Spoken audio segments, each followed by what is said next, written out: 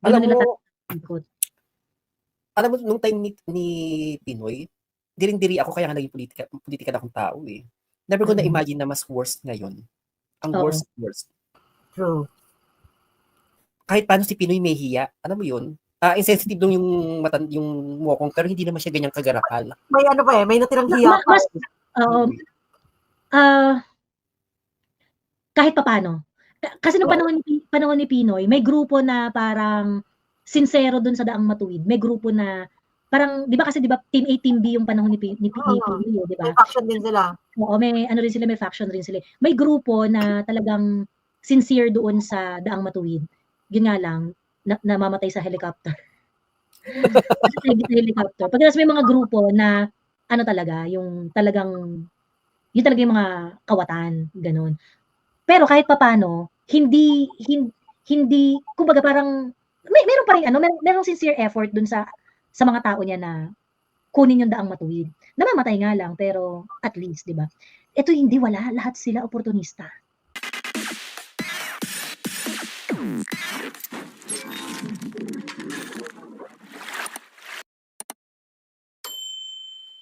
Oo, saka synchronize yung ano nila, no? Ang team B lang si Inday, mag-isa niya. Synchronize me, parang napaka parang, kung hindi mo ako kakampi, sisirain kita. Pero pag kumampi ka sa akin, sabihin mo yung magaganto-ganto, tutulungan pa kita, lilinisin natin yung daan mo para bumongga ka. Basta maging kakampi kita. Eh kung ikaw naman, di ba, politiko ka, ano gagawin mo? Mas malaki yung chance talaga na kahit matinong tao, lilipat sa kanila. Kaya yung mga ibang mga nakakapagtaka ngayon, yung mga tulad ni Gades, sino ba yung kasama niya? Yung babae rin? Amina. Ni Amina, parang, ano nangyari sa mga to? Okay naman to, So, ano yun? Parang, wala, takot magutom eh. Oo. Takot magutom eh. Dapat katulad kayo ni Colonel Grijaldo, hindi takot magutom. Pansin nyo ba na yung mga campaigns talaga na anti-Marcos, very quiet din sila. Senator Gordon, former Senator Gordon, Drilon. Very quiet. Usually, pag... Si fairness kay Drilon, narinig ko siyang magsalita about the budget sa AKAP and kinriticize rin niya. Pero sa Biden report, hindi pa yata siya nagsasalita. Pero kinikriticize rin niya yung 2025 national budget. I heard him in an interview sa ANC. Ayun. Si Gordon, wala pa. Hindi ko narinig. Talagang super quiet talaga. Kasi mga ano talaga yan eh. Anti-Marcos talaga yung dalawang yan. Pink, but yeah, anti-Marcos. So, hindi sila nagsasalita. Or maybe, they're, parang naghahanap pa sila ng right timing. I don't know. Pero, yun. Ayun. Mag-file si Nakong Ungab sa Supreme Court dun sa BICAM issue. Dapat siguro sabayan at may mag-file din ng impeachment ni Bangag. Tingin ko mas aarangkada pa Bangag impeachment kasi lipat bakod na, sabi ni Julian's World. Hindi aarangkada yung impeachment ni BBM kasi ang magdadala niyan yung pinsan niya. Alam niyo naman yung impeachment process, di ba? Congress na mag-re-endorse niyan. Kailangan balansin kasi pagka nag-file ka ng impeachment kay Bongbong, pagkatapos hindi naman siya mag-move forward, you are basically protecting Bongbong Marcos 1 year. Correct. Pagka nag-file ka. Ang laki ng chance na hindi naman siya uusad. So, kung magpa-file ka, basically, pinrotektahan mo lang si Bongbong na hindi siya matanggal. Ganun. So, tingin ko, pagdating sa whether mag-file ng impeachment kay Bongbong Marcos o hindi, ang consideration doon is we check the climate. Ganun. Malay nyo, baka pagkatapos ng election, mas marami tayong mapanalo na Duterte-aligned politician. Correct. At that point, doon natin isipin kung feasible na mag-file ng impeachment. Kasi hindi po pwede na asahan mo yung wisdom ng mga, hindi baka biglang magbago yan. Yung 19th Congress na yan. Kung ako ba, kampante na ako, nasa magandang paningin na ako ni Tambalos Dos. Gugurin ko pa ba yung bangka? Oo. Para aaway ko pa ba? Or ba, kukontra pa ba ako? Para magulo yung buhay ko? You will not rock the boat na. Yan na yun. Oo. So, hindi yan. Kaya ang talagang, even yung impeachment sa ngayon malabong mangyari. Promise, napaka-solid ng Congress. So, ang pinaka-the best yan, sa darating na eleksyon, kung sino yung i-endorse ng admin, wag yung iboto, at kung sino yung iaangat ni Duterte na kamay, kahit pa si Kulapu yan, iboto ninyo, papadagdag ng bilang yun. Para just in case may bilang na opposition sa Kongreso at nagkaroon ng medyo malalang issue at may possibility makakuha tayo ng puwersa. Sabi ni Angel Tolison, paano kay Sara, 1 year protection din ba siya sa impeachment kung hindi uusad? Malaki ang chance na ma-impeach si Inday kasi hindi naman natin alam kung sino yung nabibili at hindi nabibili. Alam mo, Miss Joey, after all nito, tapos malampasan ng mga Duterte itong impeachment, ICC or whatever, I am so looking forward to the time na mapapanood na lang natin na isa-isa itong magsisibaliktaran ng bakod. Alam mo yun? Because for sure, may tatawid ng bakod dyan. And I'm so looking forward to it na parang mahayop tong mga to. Dapat makulong sila. Magkakaroon ng shifting alliances dyan. Pero sa totoo lang, hindi ako masyadong excited kasi, we're just going to repeat our problem eh. We really have to think dapat about makulong sila. system change. We really need to think about system change. Yun talaga. Sa totoo lang, kahit lumukod pa sila kay Duterte, dapat makulong sila. Hindi ko naman sinasabi na tatanggapin sila, but I want to see the effort that they make na na pag dumating na mga Duterte na yung umangat na sila. Yung parang it's revenge. Ang problem kasi the Dutertes cannot save the country. Sa totoo lang the Dutertes cannot save the country. Tayo pa rin. Tayo pa rin talaga yan. We really need to think about system change. We really need to think about the real problem. We really need to think about system repair. Sige, fine. We're going to have Inday as a president and probably she's going to fix some of our problems. Now, after Inday Sara is gone, what's gonna happen? Look what happened after Duterte is gone. Correct. Diba? So, ang tawag dito, how many Dutertes can we have in our lifetime? That's the problem. Diba? So, kailangan talaga maintindihan ng mga tao yung problema na, I mean, I'm pretty sure, yung iba dyan na talagang grabe yung pagka Duterte sa puso't isipan. But, if you're going to look at our country and if we're going to look at our future, it's gonna take more than a Duterte to save the Philippines. Kailangan talaga natin. Change in mindset. Yung, diba? Ganun talaga eh. I agree. Hindi yung mga Duterte yung makakasolve na problem. Tayo pa rin yun. For the meantime, kasi pag naging presidente yan si Inday, I'm pretty sure she would be able to, approach the problem in the most, in the most efficient manner. So kahit pa paano magkakaroon tayo ng dent dun sa sa laki ng problema, kumbaga matatadyakan sa paa talaga yung mga problema ng Pilipinas. But will she be able to fix the Philippines? No, it takes more than a president. It takes more than a Duterte to really fix the problem. Sabi nga nung friend ko nung time na si PRRD pa yung president. Sabi niya, naghihintay lang tong mga kawatan na to eh, natatakot lang at nahihiya tong gumalaw ngayon. Pero tignan mo, once na bumaba na yung matanda, babalik at babalik pa din tayo dun sa kung ano yung nakagawian. Which, true. Yan yung nangyari. Expected ko yan. Kaya nga nabudol tayo ni BBM eh. Kasi alam naman natin na yung mga yan nag-aantay lang tapos may kapit sila sa mga kakamping, sa mga dilawan. Kaya nag-incline tayo na supportahan si BBM kasi nga continuity sinasabi niya. Unfortunately, mas malala pala. Revenge of the regards of the everything na mga ayaw natin nung time ni Duterte na tinanggal niya. Nagbagikan. Kaya sabi ko i-reserve ko yung passion, yung grit sa mas matinding political yung for example yung kasi di ba 2025 election, simple lang, Duterteista vote lang. Hindi na ako magdadrama doon. Hindi, dapat pumili tayo ng magaling kinemi. Ay nako, kahit sinong iboto niyo diyan, it's gonna be the same. I'd rather choose someone na alay ko kaysa yung hindi. Ganun. At least ito kahit paano Duterte align. Kapolitika ko yan. So hindi na yung hindi porket tinaas ni Duterte. Ay hindi. Ang politika natin numbers game talaga. Dapat talaga meron kang mas maraming tao na nandiyan sa Kongreso. At least kahit paano masisingil ko yung mga yan kung sakasakali na na 'di ba? Anong nangyari kay Bato noon at saka kay Bongo? 'Di ba pinagsisingil sila ng DDS? Correct. 'Di ba? Pinagsisingil. At least ito guilt free ka na singil-singilin mo yung mga to kasi kakampi mo eh. 'Di ba? Kakampi mo eh, you expect them to deliver, ganoon. Ano talaga yung politika ng Pilipinas? Binibigyan, lalo nitong election, binibigyan kasi tayo nito ng false hope eh, na something's gonna change. Unfortunately, nothing's really gonna change much. After 2025, hindi natin alam kung ano ba talaga yung dyan, you really have to think above the system. Ganon. And pagka nagdrama-drama ka kasi sa election, pagkatapos, hindi, dapat ganito, dapat yan yung gusto nila. Para hindi ka bumoto ng solid. Gusto nila mag-compare ka kasi gusto nilang isipin mo meron kang choice. Ako may wala kang choice. Even halimbawa may magaling tapos neutral, hindi ako boboto. Iboboto ko pa rin kung sino yung itataas ni Duterte. Kasi kung sino man yung lalapit kay Duterte ngayon, mga ano yan, alam nilang dihado sila. And yet susugal sila. So kapag sumugal sila at nanalo sila, dahil itinaas sila ni Duterte, pwede natin silang singilin. Pwede natin singilin si Duterte at si Duterte sisingilin sila. Oo, correct.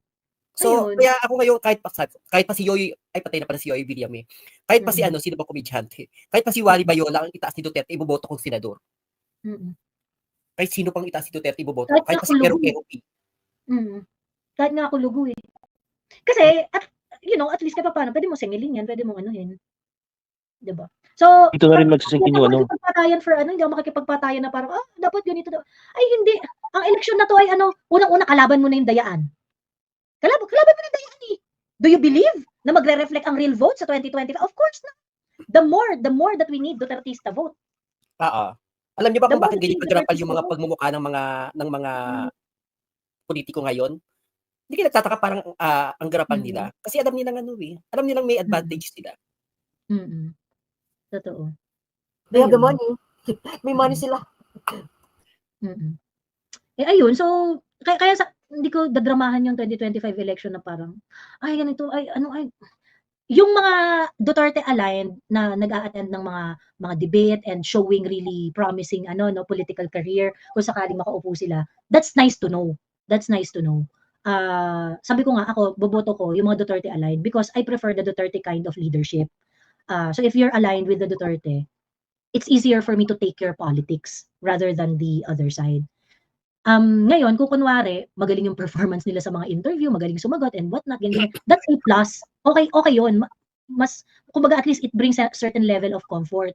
Ganon. Pero, sorry, hindi talaga malalim hindi ko talaga lalaliman yung dahilan ng kung ano yung voting behavior na kailangan.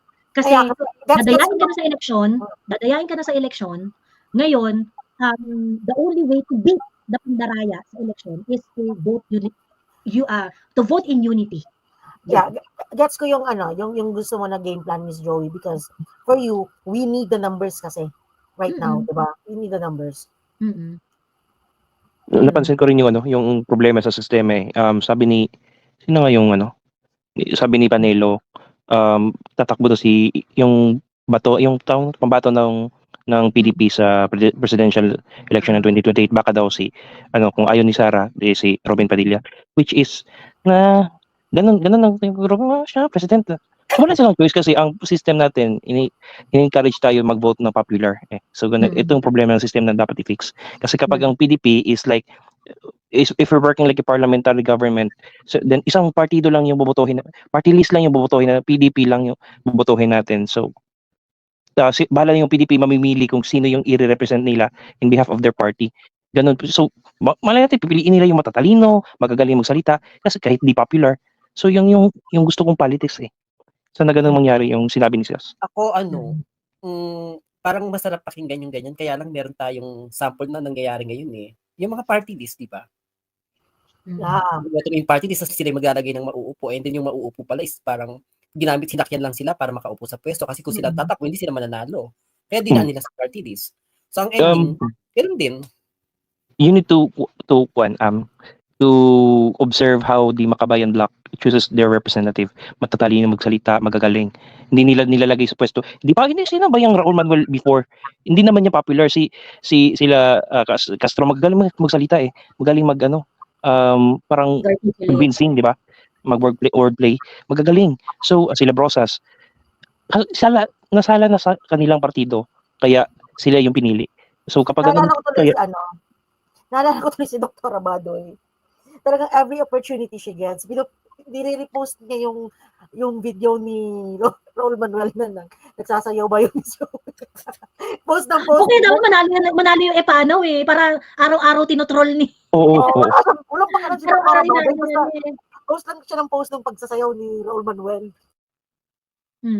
Sabi ni Roberto Carsoli, I totally disagree. Maganda ang thoughts mo. Pero sa ngayon, kung taong bayan lang ang aasahan mo, like now, may nagawa ba kayo? Yes, do your part, but you will need a true leader to implement. O sino nga yung true leader? Kasi darating yung panahon mawawala yung Duterte. Akala ko gumimik. Ayun. Sorry, kagigising ko lang. Gusto ko lang sabihin na huwag kayong a-attend ng January 31 rally. It's Ay, alam mo, sobra nilang deceitful. Sobra nilang deceitful, as in. January 31 rally is a pro-Martin Romualdez rally. Tingnan niyo yung statement nila. Kahit isang issue about Martin Romualdez, wala silang Wale? Wale. Talaga? Ano Oo. Di ba yun lahat? Di ba yun lahat May ng dilawan na lahat ng dilawan na social media, yung Impact Leadership, yung Pilipinas Today, mga dilaw yan eh. Pro-Martin yung mga yun. So wag kayong, do not be deceived. It is, ngayon di ba nga, ang gagawin nila, yun ang gusto ni Martin, kailangan parehong pahinain si Bongbong at si Sara. Kaya kita mo, di ba, ano nakalagay dun sa ano nila? Sara Alice, wait. Di ba ang issue? Bilyon na tapos si Sara yung paalisin. It is a deception. Wag kayo nga atin, sabihin nyo dyan, yan ay pro-Martin Romualdez na rally. Galit kayo sa sa BICAM, nandiyan ang kasama yung akbayan. Chinek ko ang journal ng botohan ng BICAM report sa Congress. Kasi di ba pagbobotohan yun sa Congress, yung final report. Dahil walang umalma. Walang umalma sa kanila. Tapos nandyan siya sa rally, yung akbayan. Nasa sila Congress ha. Huwag kayong maniniwala dyan. Do not be deceived. January 30, that is already the political base of Martin Romualdez. Kasi walang political base si Martin Romualdez. Baka nga ang mangyari sa 2028, baka ang mangyari sa 2028, Martin Romualdez President, Risa Vice President. Baka ganyan ang ano niyan. Oh. Tingnan nyo, di ba walang, di ba? Di ba mga bets? Basahin niyo yung statement, pumunta kayo dun sa ni Shell. Kababasa ko lang sa ni Cathy Binag tapos naloka nga ako. Bakit Martin, Marcos budget pahirap, tapos Sara alis? Bakit yung dalawa lang yung tinutugis ninyo? Tapos binasa ko yung long statement. Tapos may may event pa si Trillanes on the same day, same venue. Oh? Oo! Wala yan. Di ba? Nakita ninyo, basahin nyo, hanapin mo yung pangalan dyan ni Martin Romualdez. Wala.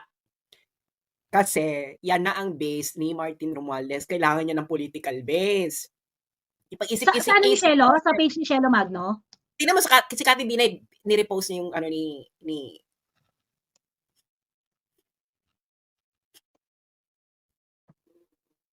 Ay, naku, i-post na yan, mag-warning na. Huwag kayo, i-warning nyo na yan sa lahat. Huwag kayo dahil pro-Martin Romualdez yan. Sige pa, be.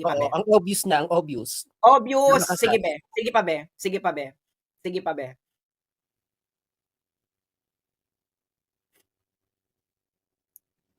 Ito. Yan. Tingnan mo, basahin mo yung basahin mo. Tingnan mo, hanapin mo yung Marcos Duterte managot, Marcos budget pahirap, Sara alis dyan. Boses ng Pilipino Konsyerto ng Bayan, Clergy and Citizens for Good Governance. Ay, may pare. Talagang huwag kayo matindi may pare. See more. Tingnan mo, hanapin mo dyan si Martin Romualdez. Clergy and Citizen for Good Governance, 31 January 2025. The Clergy and Citizen for Good Governance rejects corruption in all forms. We demand accountability from the Marcos, Dutertes, and our Congress. Congress na dapat, accountability from the President, the Vice President, and our, dapat ganoon. Diba? We reject the 2025 national budget because it promotes the interest of politicians and betrays the welfare of the Filipino. It was designed to weaken our institution, promote patronage politics, and reinforce the unjust status quo. It defunded PhilHealth to force Filipinos to beg for financial medical assistance from politicians. It slashed the budgets of the 4Ps project in favor of ayuda politics. It undermined education by reducing the budget for hiring and training of teachers and the computerization program. In the process, it violated the Philippine Constitution that mandates the primacy of education in favor of pork barrel under the guise of Critic Public Works Project. The budget for public transportation was reduced and the AFP modernization program was deprioritized. Priority infrastructure projects were defunded. Okay, blah, blah, blah, blah. To this end, we demand the following. We call on the Supreme Court to rule on the constitutionality of the General Appropriations Act of 2025. We call for Congress to repeal the General Appropriations Act. We call on Congress to enact anti-political dynasty. We call for genuine transparency. We call on the release of the names of the supposed beneficiaries. Our stand includes call to adjust the corrupt practices. We call on Congress to exercise to rid of government inept and corrupt politicians like Sara Duterte by impeaching her. Oh, so it's impeach Sara na rally. Kunwari lang. We demand Secretary Teodoro to disclose the result of the military's investigation of 2 military aides who ended up in possession of the 125 million confidential fund of the Vice President Duterte. Oh, bakit yung call to action para kay Sara? Exactly. Kasi yung karamihan diyan, meron halimbawa, kasi tine-check ko nga yung mga funders ng yung mga nilista diyan. Yung kaya natin to, P8, yung kaya natin to. That is a recipient of USAID and National Endowment for Democracy. Ang dami ko pa nakita diyan na recipient ng USAID. Wag kayo diyan, kasi ang gagawin niyan, alam nilang kaunti sila. Sinakyan nila tong issue dahil ito ay across political lines. Ngayon, papupuntahin kayo diyan, pero ang isisigaw, impeach Sara para magmukha sa sa picture, madami. Ganyan ang ugali ng mga yan. Alam ko yan.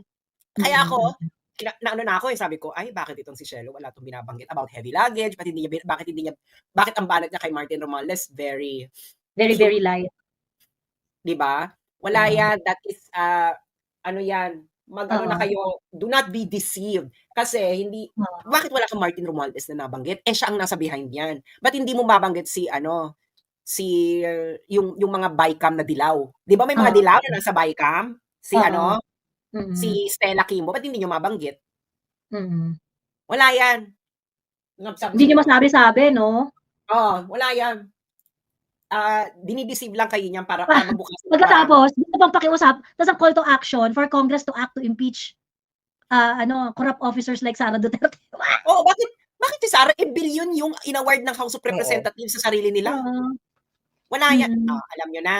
Alam nyo na, di ba? So, puntahan nyo yung wall ngayon ni Shelo Magno. Bakit ayaw yung paalisin si Martin Romualdez? Ba't ayaw yung singilin si Martin Romualdez sa heavy luggage? Yun, meron ng decision yun sa Delaware.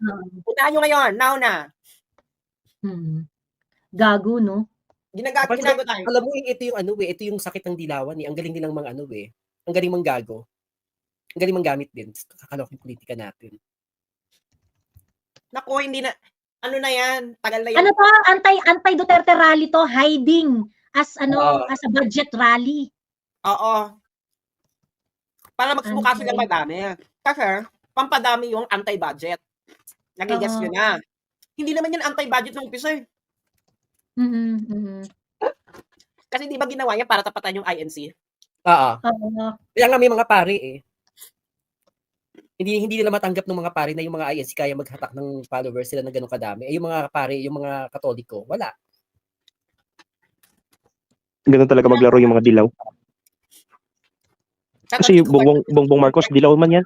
Kaya ginamit niya si Sara.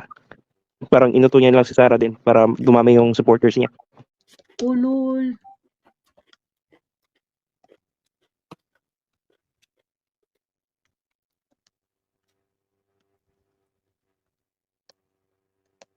Buti nakita mo, Sas. Actually, may nakita rin ako nagpo-post niyan eh. Actually, beware ganyan. Nung nakita ko na si Trillanes calling for anti-impeachment ng 31 pagkatapos same venue. Doon ako turn off na parang ano ba nito eh? Nandiyan pala si Trillanes, na? Diba? Yeah. Miss Joey, ito ba yung ini-invite ka? Ito yon? Ay, tinitingnan ko kasi yung 31 din yung invitation sa akin eh. 31 yung invitation. Pero dito, ang call nila is the General Appropriations Act stands as the most corrupt budget in the history of our nation. We vehemently condemn the brazen complicity of President Ferdinand Marcos, Speaker Martin Romualdez, and former House Appropriation Committee Saldico. So dito pinangalanan nila ng bonggang-bongga yung tatlo. Sino nabigay sa'yo ng invitation? Ha? Sino nabigay sa'yo ng invitation? Sabihin ko sa'yo sa... Ngayon na? Hindi ko rin kilala eh. Ngayon hindi ko kilala yung name niya, hindi sikat. Tapos baka alam ko. Bigay mo sa akin.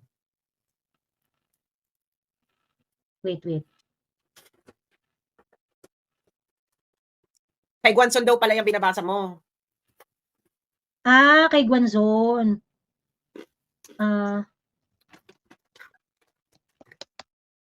Ayan. Ayun. Pagkatapos, nagtanong ako. So sabi nila sa akin kasi, so we kindly ask for your support by signing our movement and sharing it with your audience. Your influence can significantly amplify our message and inspire meaningful change. Tapos sinend ko yung photocard ni Trillanes, yung pinost ni Flipping Express. Sabi ko, sama na kayong lahat sa rally sa January 31 para sa impeachment ni VP Sara. We are inviting everyone to join the multi-sectoral rally para sa impeachment ni Sara on 31, 9 a.m. at the People Power Monument. Panimula pa lang ito. Let our voices be heard. Tapos tinanong ko, is this true? Sabi ko ganun. Tapos nagsumagot sila. Sabi niya, yes, it's true. But the rally I mentioned is calling for action against 2025 GAA and asking Speaker FMR, BBM, and Saldico to take responsibility. There are several rallies scheduled for that day. So, mami, mukhang ini-scam ka nung kausap mo. Oo. Alam mo gagawin nila yan? Ang gagawin nila yan, padadamihin nila yung tao.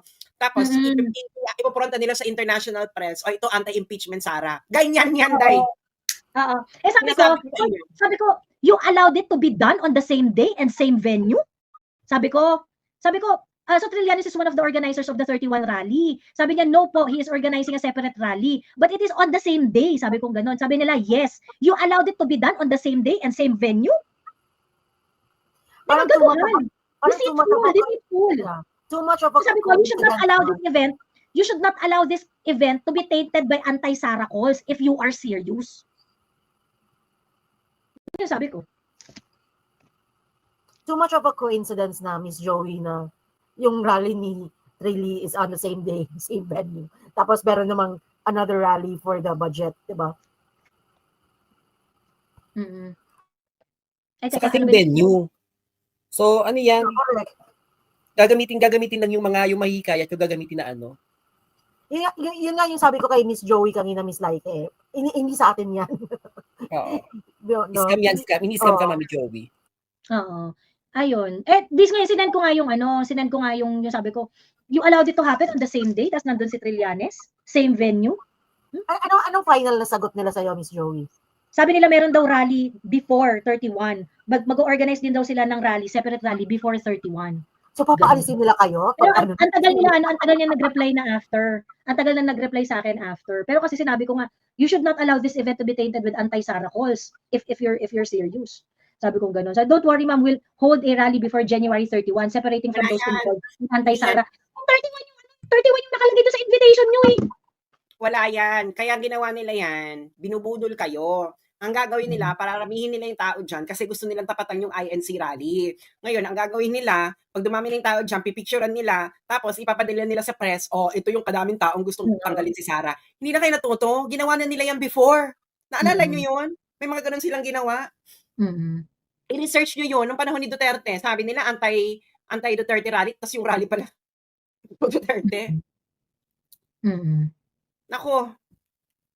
Gagaling talaga ang mga NPA magsilta. Well-trained yan sila. Hindi yan sila NPA. Ibang grupo yan. Basta involved yung Pilipinas Today. Kung yan isinusunod ng Pilipinas Today or Pilipinas Today kung anong lugar o Pilipinas Today kung ano man. Si Martin yan. Involved si Martin yan. Kaya kanina Mamilay nung bago ka yata umakyat no, nakwento ko na kasi yon. Sabi ko, alam mo, ini-invite ako nung tapos nung nalaman ko, ang tawag dito, andun din si Trillanes. Sabi ko, for that reason, hindi ko talaga pupuntahan niya, andun si Trillanes eh. Di ba? I'm rallying behind Trillanes. Ew. Wala yan. Hindi, kita mo, di ba? Puro nila, panagutin ang corruption ni Sara Duterte at ni Duterte saka ni Digong. Yun ang nakalagay sa kanilang call. Parang, wait, di ba inaward na lang nila ng bilyon-bilyon yung mga sarili nila? Corruption. Ito malinaw si Martin may malinaw na heavy luggage issue na sa Delaware. Hindi nyo mabanggit. Huwag kayong maniniwala. Malapit na ang 2028. Si Martin Romualdez, kailangan niya ng political base. Hindi, parang kulang yung BBM base for Martin Romualdez kasi hindi lahat yan sold sa mga Romualdez, ang mga loyalista. Ang karamihan ng mga loyalista ayaw sa mga Romualdez yan. Correct. Oo. Kasi yung ibang loyalista sinisisi yung mga Romualdez. Elda nung unang panahon. Diba? Ngayon, kailangan niya ng ibang political base. Hindi ba? Kaya nga, di ba, sinong kasama niyan? Ni-recruit niya na sa kanyang si Stella Kimbo. Si Stella Kimbo, dilaw yan eh. O ba't hindi nila mabanggit si Stella Kimbo? Bakit hindi nila mabanggit yung heavy luggage? Hindi kina-cover yan ng mga ng mga dilaw. Kayo imagine ilang beses na natin itong inaano. Wala yan. Hindi mo mabanggit si Martin Romualdez. Siya ang, ganun ka-naive na hindi mo alam na si Martin Romualdez ang isa mga prime mover na corruption sa BBM administration. Kung hindi mo alam, bakit ka makikijoin dyan? Wala yan. I-boss natin ang campaign. It's not really an anti-budget call. It's not really an anti-budget. Their call to action is to impeach Inday. Yes. Oo. Yun ang call to action nila. It's an impeachment. It's an impeach Inday rally. Ang ginawa lang nila, Hiding behind the national budget issue. ang ginawa lang nila, alam nila hindi nila kayang mapantayan yung INC rally. So ngayon, humanap sila ng ibang issues na pwedeng may mga taong maki-join. Kasi nga, ganyan ang pag-organize mo ng rally. Ang gagawin mo, papadamihin mo yung issue. Kunwari. Tapos bigla magugulat ka nila, bakit ibagsak ang gobyerno? Oo. Ganon yun, mga bets ang mag-organize ng rally. Diyos ko, dahil lumaki ako sa Menjola, no? Alam ko Di ba nga may mga dating rallyista na parang, hala, ang pinunta ko ito is ganto-ganto, bakit ganito na yung sinisigaw pinapagawa sa amin? Yes. Ngayon, wala ka na magagawa kasi napicturean na nila, mapapadala na nila sa international media, papalabasin nila, ito ganito karaming gusto pa-impeach kay Inday. May magagawa ka pa ba? Huwag maging tanga. Wala yan. Pag ganyan, hindi kayong maniwala. Bex, may kukwento pala ako sa'yo na may kukwento ko sa'yo. Pag hindi pang public consumption. Okay. Pero yan yung nila. Kasi binasa ko yung bakit walang, yun una ko napansin bakit walang Martin Romualdez sa statement ni Shelo? Alam ng lahat siya ang kingpin. Kabayad ka, Shelo? Tao ka ni Martin? Looks like it. Actually, meron ng mga nanonood sa atin before SAS sa live na kino-question din si Shelo why he's not hard on Martin. Alam Marami na. pang naka-observe, oo. Si Martin ang may heavy luggage issue eh. Siya ang siya ang may established as fact sa Korte pa ng Amerika, Shelo. At ginawa niya pagkaupo niya bilang House Speaker. Tapos dead back up. Something. Ay naku, girl. Alam mo, girl, hindi mo ako mababakla. Bakit malapit sa mga bago si Girl. Ako civil ako pero wag mo akong baklain. Kakaloka, Diba? malapit sa mga Magno si Tambi. O yung mga may apelyidong Magno dyan, dapat tumapit na kay Tambi. Diba? Why is she not hard on Martin? Bakit biglang, after all this budget issue, biglang Sara alis? Diba? Ano kinalaman ng budget kay Sara? Huwag kayo dyan. Girl. I know, Jello. You were still okay with me, but girl. Baka yung argument na naman nila nito is yung INC daw ginamit na para manghikayat ng mga BBM supporters kasi sabi in support of the president. Talagang in support of the president yung nila. In support of the statement of the president. Yun nga. Hindi mapa-impeach si Sara. Tapos ginamit na ng mga BBM supporters na in support daw ng president, yung ganun. So nagpuntahan din sila doon pero pagdating na doon nawala siya. Hindi nagsialisan sila kasi against daw kay baka yun yung gagamitin nilang argument. Si Heidi Mendoza din daw is not hard enough on Martinia. Every time na may issue siya sa corruption, laging Sara yung niya. Hindi nila nababanggit si Martin Romualdez, no? Miss Joey, di ba Baka galing kay Martin ang funds. Di ba may content, Miss Joey? Ang rally. May content before na yung kumakain sila ng junk food, dalawa ni Shelo Magno. Oo.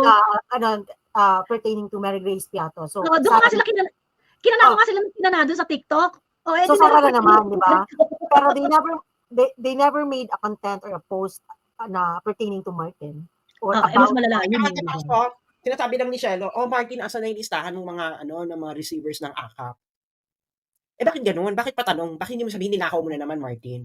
Bakit hindi kasing heavy nung yung mga korupsyon sa confidential fund, di ba? Yung mga ganun. Dapat tanggalin si Martin as House Speaker, walang ganon, di ba? Bakit? Nakita ko yung listahan. Yung iba dito, recipient ng USAID. Ito, dilaw na dilaw. Akbayan, bumoto kayo dun sa sa BICAM report. Ay, nako.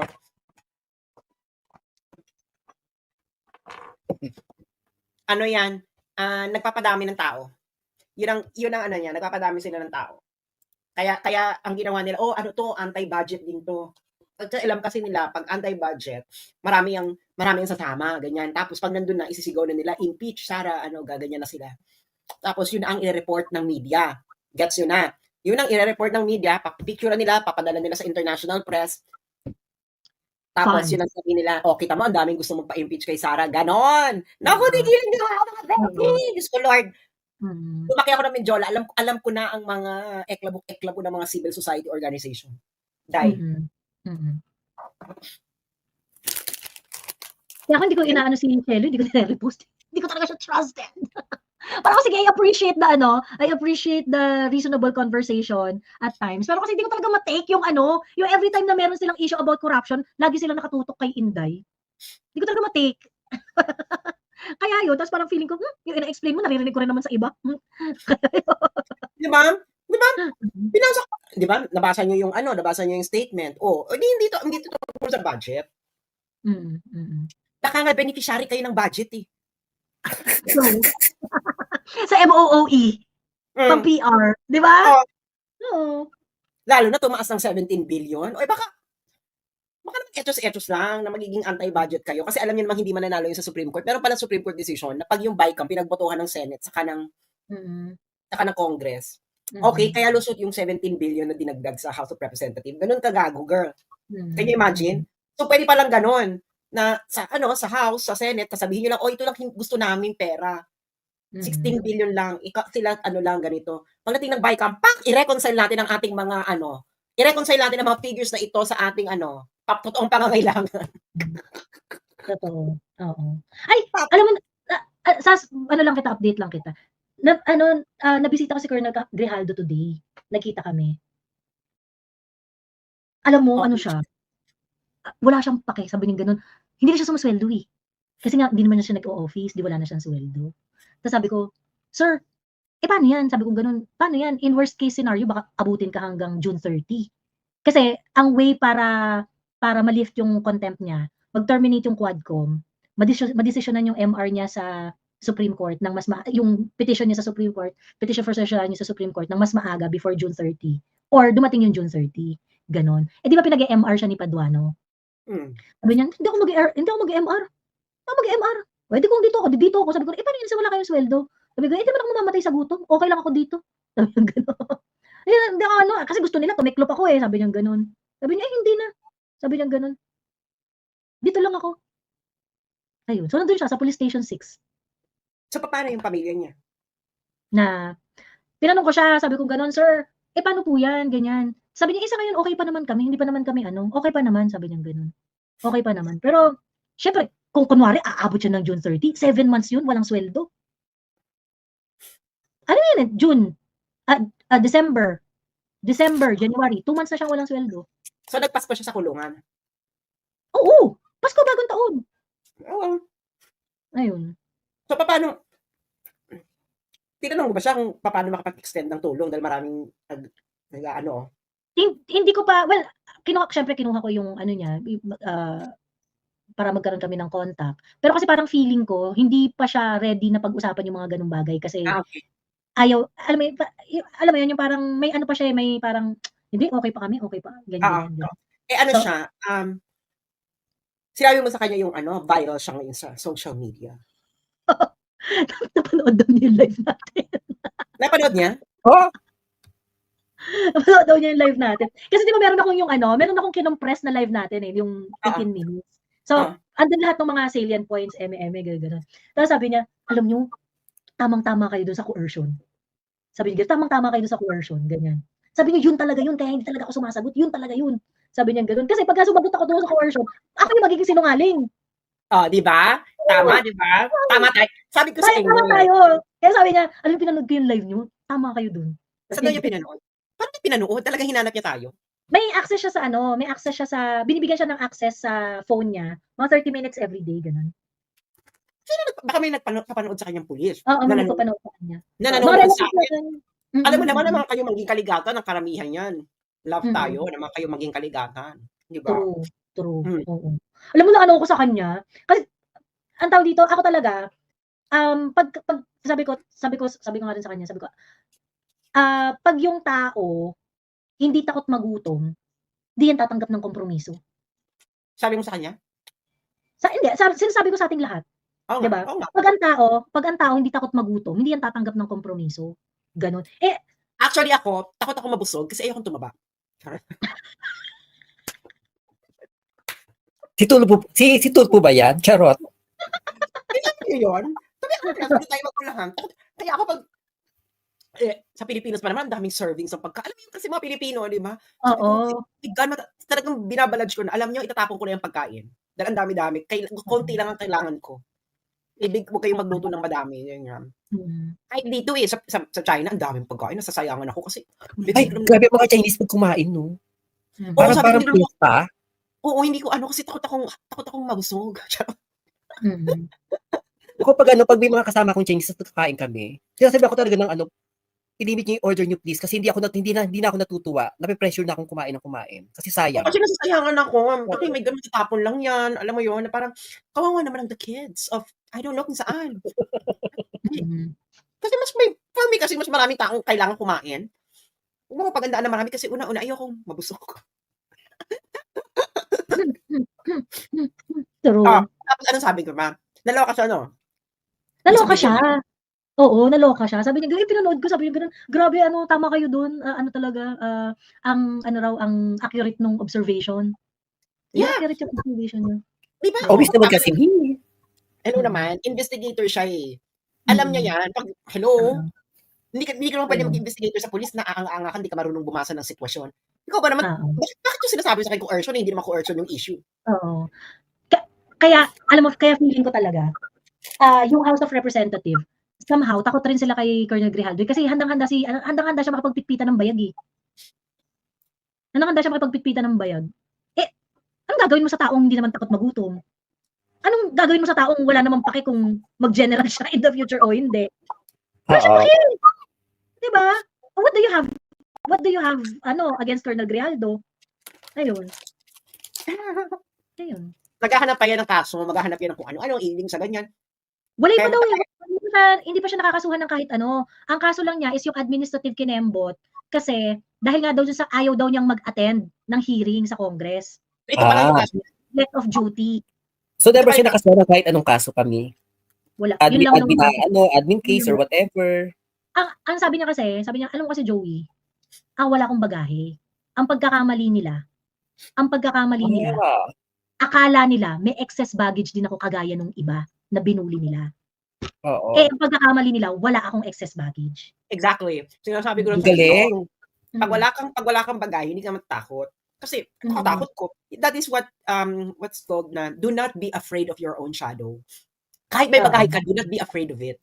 Kasi that's already in the past. Yung iba kasi takot kasi sila. Alam mo yan, they are afraid of their own shadow. So, if you're afraid of your own shadow, talagang madali kang titiklop. Can you imagine, ikaw naglalakad ka ng gabi, tapos ikaw natatakot ka sa anino mo? Kaya ba yun? Diba? Pero sa in fairness naman kasi ngayon, kahit yung pass mo, kahit okay na, nalinis na, kinakalkal para gamitin against you ulit. Okay lang. Ako, pag ganyan, di kalkalin nyo. Kasi nga, kung ikaw, nalagpasan mo na yun, alam mo na kung paanong malagpasan ulit. Pero kung ikaw, yung katarantaduhan mo, you swept it under the rug. Remember, dalawang klaseng katarantaduhan. Katarantaduhang hinarap mo, nilampasan hindi mo. pa tapos, oo. Tinapos mo. Merong katarantaduhan na, you swept it under the rug. And then, oh my God, I got away with this. Gumawa ka uli ng isang katarantaduhan. You swept it under the rug again hanggang kakapatong-patong na yan. Ngayon, pagdating ng panahon na biglang may ilalabas ng isa, hindi mo alam. Pag hinarap sa'yo, hindi mo alam kung paano harapin. Kasi nga, you swept it under the rug. So, anong gagawin mo? Pag dinangle sa'yo ng mga kawatan, hindi you will swept it under the rug. Sasabihin mo, anong gagawin ko para maitago na lang uli yan. Gets? Kaya kayo, kung may ginawa kayong katarantaduhan, tapusin nyo right there in there. Para pagdating ng panahon na i-bring up yan, alam nyo kung paano lagpasan. Paano nyo sasagot yan? Totoo. Ayun. Kaya ang concern ko ng pwedeng ipanakot kay Grijaldo yung pamilya niya. Kaya nga di ba tanong ko kanina. Asan yung pamilya niya? May pamilya ba siya? Kasi napakatapang meron. Meron. Alam mo sa panahon ngayon, ito nga sila ba to, di ba? Saka sila go, medyo hinay-hinay, hindi maka-head on. Pero itong si Grijaldo, walang pakialam yung mama. Parang bahala kayo dyan. Walang kinakatakutan. So wala tong hindi takot magutom, walang pakialam sa kung anong ladder dyan sa organization nila. So, delikadong kalaban to. Hindi mo marerentahan. Ayun. Wild card, ang tawag sa kanya, wild card. Hindi mo alam kung anong mangyayari. Ang nga, kasi sabi ko kanina dapat si Tambi, hindi niya sweldohan si Dan Fernandez at saka si Benny Abante. Kasi they messed up big time dito kay Colonel Grijaldo. Nagkamali sila kay Colonel Grijaldo. Nagkamali sila ng pili. Hindi, Oo. kasi they're used to it kasi, Joey. Mm. Kasi nga, kung ginagawa mo na yan madalas before, parang Mm. wala na yan sa'yo. Parang you hindi ka na mag-iingat. Alam mo yon. Pero feeling ko, marami pa tayong black swan. Even ito black swan sila, sa kanila to si Grijaldo. O Oo. ano ngayon. Mm. Well, kumakalat na ba sa TikTok yung kanyang speech? Bex, ano Oo. na, grabe, sobrang viral sa TikTok. Tapos nirepost ko nga from TikTok, nirepost ko dun sa wall ko. Hala, Ilang ano yun? Ilang ano na sa TikTok? Pakita mo nga Teka. bakla. Ang talaga sa mga tao dito. Wait. Sino ba mga kasama natin? Si Maito S. McMaitness and Bang Agri G. Magsalita naman kayo. Hindi makasingit sa atin. Nakikinig lang kami. Malandi ka, sumingit-singit kayo. Ikaw, Bang, anong contribution mo? Hinanapan ng ambag. Anong ambag nyo? Bangag. Senators and Congress who signed the Ay, yan ang pinakamaraming views. Yan ang pinaka-viral. Si Congressman Ito, Dan wait. Fernandez at si Congressman Abante, mga kabats natin, nilalansi ulit nila yung mga tao. Wait. Ang sinasabi nila, wala daw coercion na nangyari. Naglabas si Ang ambag ko ay ang pagpaligo ni Dan Fernandez ng isang senior citizen sa kanyang distrito. Can you imagine na 2025 na nakaka-witness pa rin tayo ng ganyan sa politika natin? Kakadiri, no? Na-take down yung content. Grijaldo? Kasi na to eh, nasa 50,000 reacts na to eh. Pagkatapos parang ngayon, nire-upload yata niya. Nire-upload niya. Nag-ano ulit yung ang baba ng reacts. At hindi ka nagsisinungaling. 116. Pero ano to eh, Kasi we're talking about serious issues here, Colonel Grijaldo. nakita ko to eh, na ano eh. Kaya kung maghanap ka na lang ng iba, girl. Grijaldo. Siya yung unang nag-upload na ano. Siya yung unang nag-upload na sobrang viral talaga.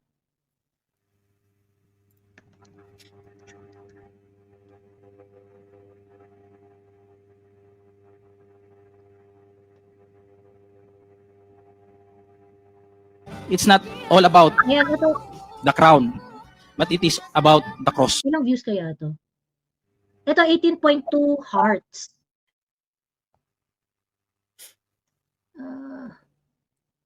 Ayan, sige, gawin yung bayani si Grijaldo, mga shoot ang ina niyo. Kapal na mukha ni Abante, meron pa siyang, yung bang mukha mo, sa kay mukha ko, parang, huy, Abante, kapal na mukha mo.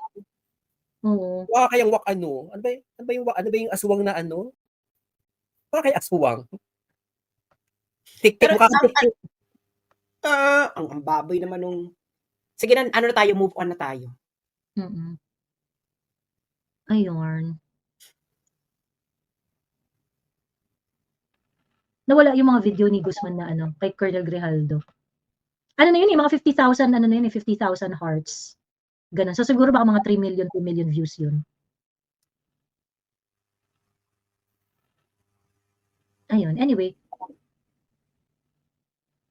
Ayun lang. Marami ng trabaho si Dan Fernandez, hindi ko alam kung congressman pa siya talaga eh. Sas, naghahanap ka kamo ng ambag ko. Ang ambag ko ay ang pagpapaligo ni Dan Fernandez ng senior citizen sa kanyang distrito. Yun ang ambag ko, Sas. Hindi ko kaya. Kadiri. Diyos ko. Ayun.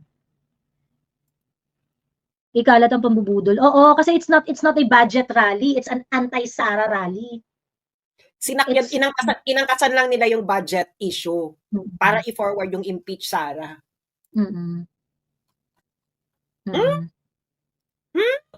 Baka beneficiary rin kayo ng baka kaya tumaas ng 17 billion. At hindi kayo umaalma dun sa pagtaas ng 17 billion ng budget ng House of Representatives. Oo. Kasi nakakamagan kayo. Baka may kam-kam din kayo dyan. Oo. True. Kasi di ba ang logical lang ang logical explanation lang nila yung pag-prepare nila ng pang-impeach kay Sara, yung additional 17 billion. Syempre ang kasama noon, mag-rally kayo, ganyan. True. Ayun. May pakimkim pala sila. Very likely, very plausible yun.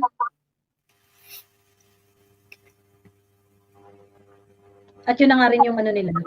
Yun na rin Ako yung... may pakimkim, nako, Hindi mo pinapangalanan si Martin Romualdez. Bakit? Siya ang nagmamanipula niyang budget. True. Ano, bulag-bulagan? Bulag-bulaga? Obvious, ano? Anyway, ayun. 4:00 na guys, matulog na tayo. Ayaw nga. Ano, Bakit? si Sak buhay na buhay pa ko sa'yo. So sabihin niyo sa mga groups, huwag kayong umattend ng July 31 dahil sinakyan lang nila yung budget issue para magpadami sa kanilang impeach Sara rally. Simple. Huwag kayong magpaloko. Yung walang pangalan ni Martin Romualdez, alam na. Tapos biglang magkakaroon yan, di ba? Charot. Wala yan. Alam na natin, huwag kayong... So, ibig sabihin sa mga pink, ang sincere lang dyan talaga sila Rowena Guanzon, ano? Oo, pwede pa yung si Rowena. Si Rowena Guanzon. Hindi wala nga bagay si Martin. Sige lang nga. Sige. Ayun. Hanggang So, doon siya, na lang. maraming salamat. At ang tawag dito, guys, bigyan natin ng si Colonel Grijaldo. Hindi ko pa rin kasi alam kung paano. Kasi, syempre, nasa active service pa rin si Colonel Grijaldo. So, Punta na lang kayo doon, bigyan nyo ng pagkain. Ha? Puntahan nyo na lang doon, bigyan nyo ng pagkain. Bisitahin nyo. Kayo lang isang diretso.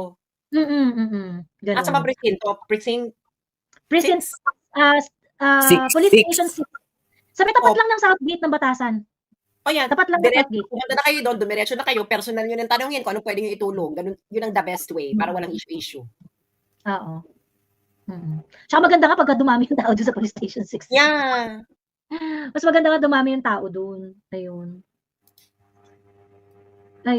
So, ano muna ang tawag dito, i-part nyo muna yung idea na yon na ano sa kanya. Mag-abot ng financial kinembot. Ayun. Okay. Siya, maraming salamat. Bye-bye muna. At maraming